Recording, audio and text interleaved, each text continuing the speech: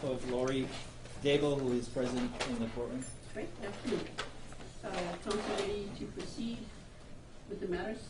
Yes, Your Honor. All right, before we do that, let me just state on the record that there have been additional applications by the media for extended coverage. The court has granted all of the applications, and I just want to note on the record, this includes NBC Network News, A&E Networks, KLI-TV2 News, KHON News, and the Garden Island Newspaper. And this is with the caveat that there would be no additional cameras allowed in the courtroom other than what was approved on February 21st, 2020. All right, so Mr. DiCosta? Your Honor, with regard to the issue of our motion to reconsider, I'd like to respond to a couple of the filings which the state has brought forth. They're relying on 2011 civil contempt in a custody dispute. And even if this was a criminal contempt, in Hawaii, the tool that's used to determine whether the person should be released on bail and what the bail amount is, only goes back 2 years. So bringing up something that's 9 years old, I don't think that is appropriate and should be ignored by the court. With respect to the court order, because they're trying to make this a pattern of conduct, with respect to the 2020 court order, Ms. Vallow has an attorney in Idaho who's fighting that order. He actually filed a motion to quash the order prior to the given deadline, and that denial of the motion to quash is, I believe, on appeal in Idaho.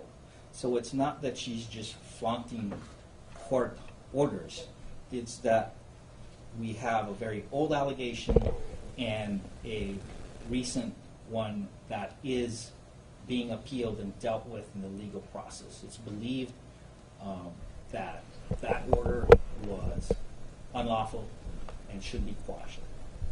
And that order was also mischaracterized. That order didn't say simply produce your children in Idaho court. It pretty much said bring your children so that we, the government, can take the children and put them in foster care. And that's the reason why she's fighting that order. With respect to whether she's a flight risk, Mrs. Vallow and her husband moved to Kauai. No charges were pending in Idaho at the time that they moved. It was a previously planned move, and it's something that makes sense because of all the states that Ms. Vallow has lived in over the past 6 years. Her longest residency has actually been on Kauai. So, with respect to that, it is Lori's position, it is our position, that she's not a flight risk just because the state of Idaho decided to file charges against her after she had already gone through with a previously planned move. She's not hiding from law enforcement. She's been under surveillance by law enforcement for weeks prior to her arrest. She didn't try to leave the state of Hawaii. She hired an attorney here, myself, who communicated with the police and said, if you get a warrant, let me know. I'll surrender her. What we're here for today is to ask this court to treat Lori the same as anyone else that comes before this court facing Class B felonies and set reasonable bail as required by the State of Hawaii Constitution, the United States Constitution. Ignore the publicity, ignore the hype, the sensationalization of this case, and set bail the way this court would any other individual under these circumstances. And as I stated in my pleadings, 23 plus years, I have never seen a Class B felony case where bail was set at over $1 million. Especially with someone who does have ties to Kauai. Her husband lives here. She has established residence here in the past. And she's more than willing, if bail is reduced to a reasonable amount, to actually pay for herself to go back to Idaho and face those charges and defend against those charges. Thank you. Mr. DeCosta, I believe that you and Mr. Kohler take different positions in terms of the statutory provisions that are applicable here in the setting of bail, correct? You rely on 832-16. Correct. And she was arrested without a local warrant. And so 832-16 does apply. She's not facing life imprisonment or death penalty. Therefore, bail shall be set by this court, not an Idaho court.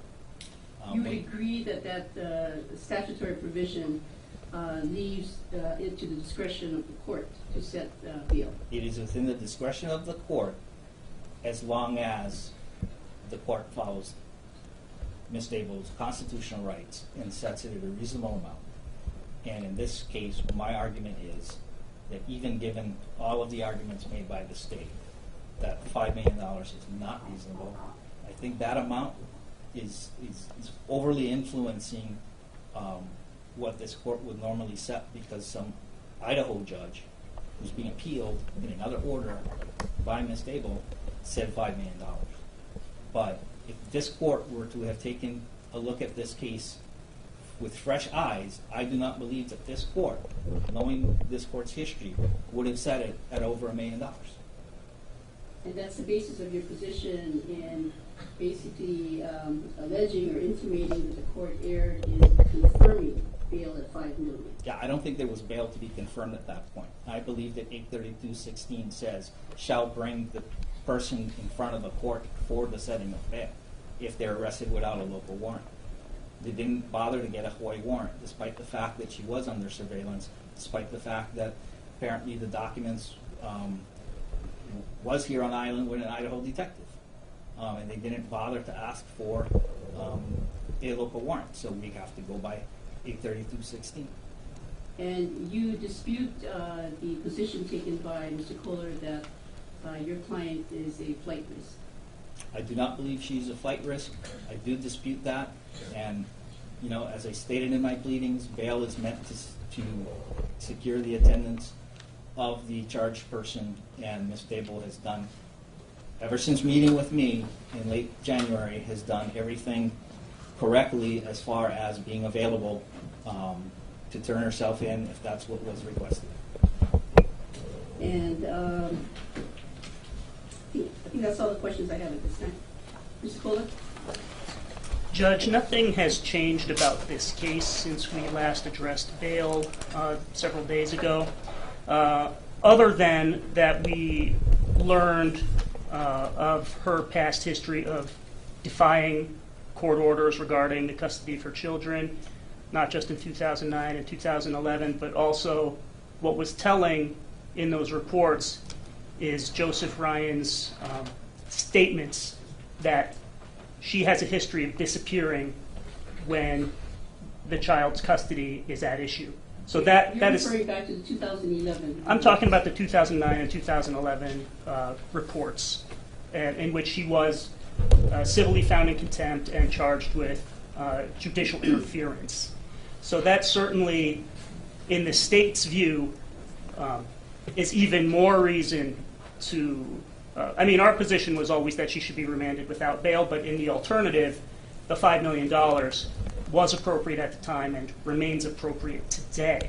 Now, Mr. DaCosta and I agree that we haven't seen a case like this before. In my 15 years, I haven't, and Ms. Murakami's 25 years, I'm sure she hasn't either. So this case is extraordinary, especially given the fact that the very same day investigators went to her house in Rexburg, she dug out for Hawaii, or she dug out at least for another state and then ended up in Hawaii. And yes, the move may have been pre-planned, but it certainly raises eyebrows with the state that the move appears to have been planned before her husband passed away. So the state considers that as well. So our position remains that Ms. Daybell is certainly a flight risk. She has resided in numerous states in recent years, has had identification from numerous states in recent years and is in open defiance of court orders, not only from Idaho, but has a history of digging out when the chips are down, Your Honor. So the state rests on that unless Your Honor has specific I inquiries. have a question on the basis of bail, and you cite to Section 804-3 of the Hawaii Revised Statutes, which is not the same basis relied upon by the defense. Well, the state understands that Section 832-16 does give Your Honor the discretion to set the bail. We do not see any disharmony or dissonance between 804.3 and 832.16. Your Honor can look at 832.16 and say, I have the discretion to set bail, and I also have the discretion under 804.3, because that's what we look at in setting bail, that we can remand her without bail entirely. So those sections are not dissonant to us. But at this time, at this bail hearing, you're asking the court to keep it at $5 million. We are certainly opposing the defense's request and asking that you keep bail at $5 million. Yes, we think that's appropriate. Mr. DeCosta, anything further as to move on?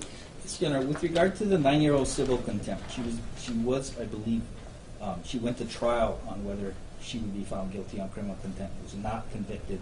Nothing I've seen in any of the papers sent over to me by the state or filed in this case shows that she has any prior record whatsoever. And so I just want to reiterate that I think she should be treated the same as anyone who comes before this court with no prior record. Even people charged with bail jumping or escape gets a $100,000, $200,000 bail, but not $1 million or $5 million bail. Okay, thank you.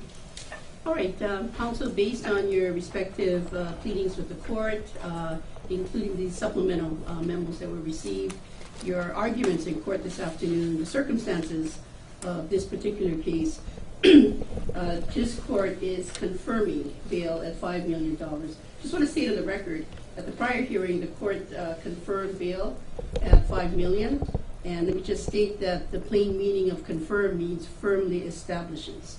So I am firmly establishing and confirming what I previously said at the hearing, last hearing. So bail is confirmed at $5 million. I would like an order to that effect, Mr. Cole. Yes, Your Honor. And as soon as you submit it, the court will execute the same. Thank you. Anything further? Yes, Your Honor. Yes. At this time, we would, Mr. Dabo has executed a waiver of extradition. Having reviewed all of the paperwork submitted by the state, we are not disputing that she is a person charged by the state of Idaho, and she would like to expedite her return there so that she can defend herself against these false allegations. Right, very well. Then, Ms. Dabo, would you please stand? And as soon as you're ready to turn that over to the bailiff, Mr. DeCosta. Yes, Your Honor. Thank you.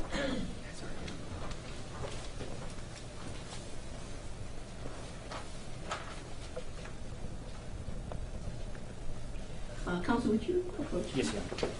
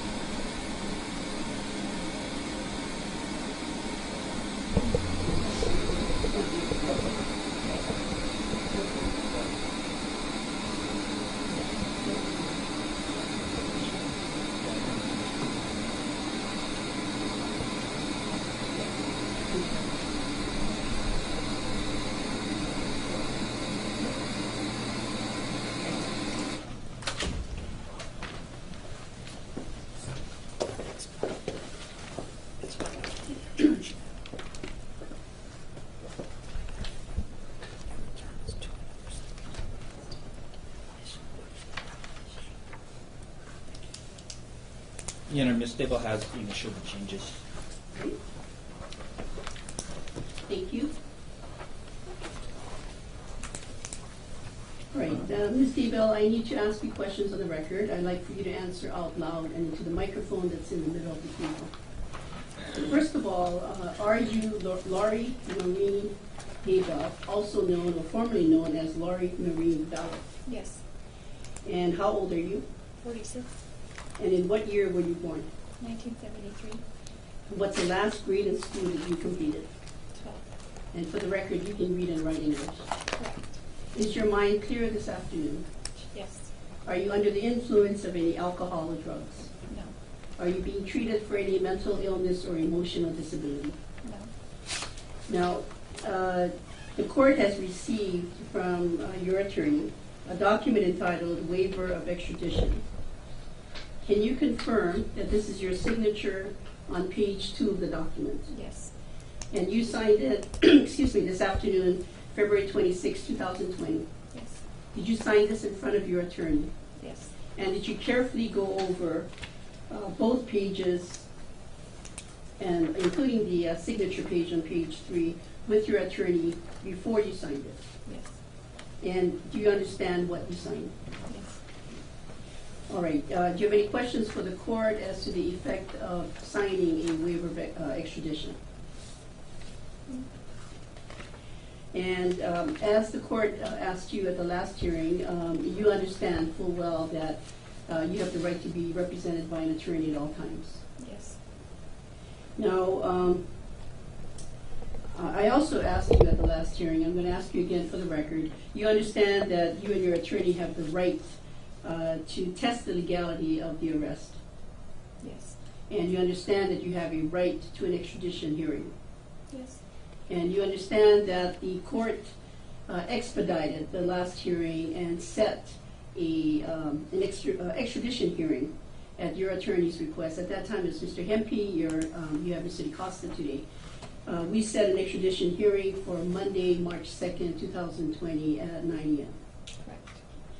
And you understand that you have the right to a hearing to determine whether you are in fact the person that the state of Idaho is seeking to return of.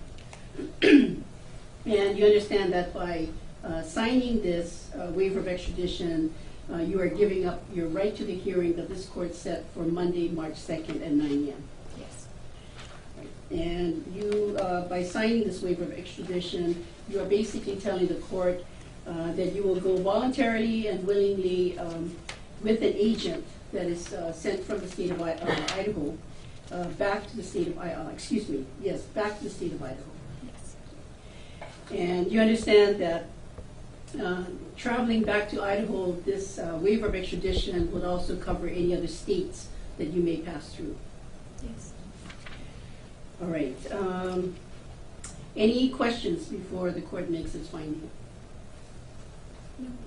And counsel, was there anything further that the court needs to address in its colloquy? Your Honor, may we approach about the form? Yes.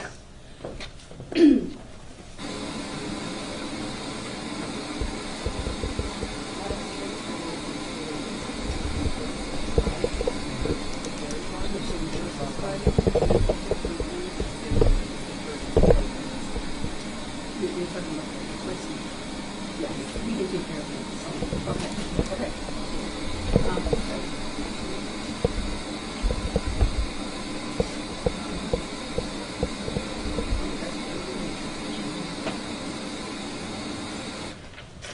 All right, Ms. Vallow, there were some handwritten changes that were made to page 2 of the waiver of extradition.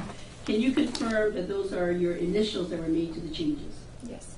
And do you understand the changes? Yes.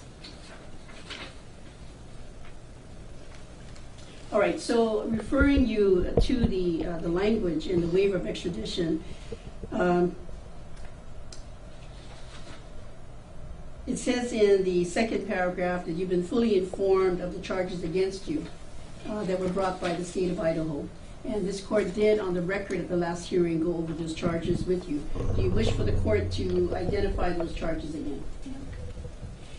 And do you understand let's see, that by signing this document, this is a voluntary, knowing, and intelligent waiver of your rights to the issuance and service of a governor's warrant, Yes. as well as any formal hearing. Yes. Great. And you understand that by signing this document, this is without reference to your guilt or innocence regarding the merits of your case, that is with the state of Idaho. Yes. All right. Okay, the court is satisfied in its colloquy with Ms., and I've been referring to you as Ms. Vallow, Ms. Daybell, also known as Ms. Vallow, that she is intelligently, voluntarily, and knowingly executing this waiver of extradition. The court is satisfied that with the services of her attorney, she understands the consequences of doing so. And given that, the court is instructing the prosecutor, Mr. Kohler, to make contact with the state of Idaho and to request that they send their agents as soon as possible Yes, Your Honor. to pick up Yes. Ms. Devo. And counsel, what I would like to do is set a hearing. I'm going to propose in 2 weeks, but we can do it sooner, for status, to make sure that the transport has occurred. Judge, I think 2 weeks is appropriate. I know Idaho, I've been in touch with them even as soon as I learned there might be a possibility of her waiving today. I think they weren't planning to come and get her before the hearing next week, so we're still working with them on the logistics. I think 2 weeks is appropriate. It can always be moved up sooner if something needs to be addressed. Okay, Mr. Picossa, any objection? I would ask for sometime next week. You want it next week? Yeah, just to see how Okay, soon. any objection to that, Mr. Kohler? No. I'm going to set it then for a week from today, and this is for status. So March 4th, 2020 at 9 o'clock. Anything further, counsel? So we will be vacating the March 2nd court That case. is correct. The hearing set for Monday, March 2nd at 9 o'clock will be vacated.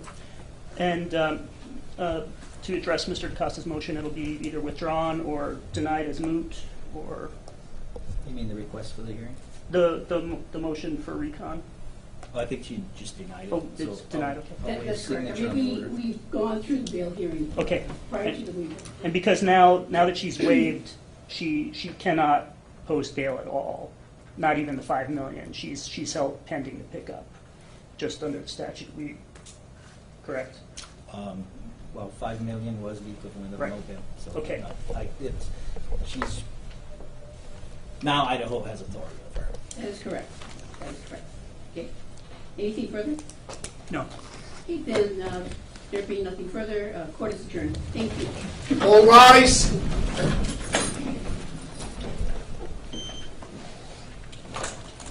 Thank you. You can exit the courtroom.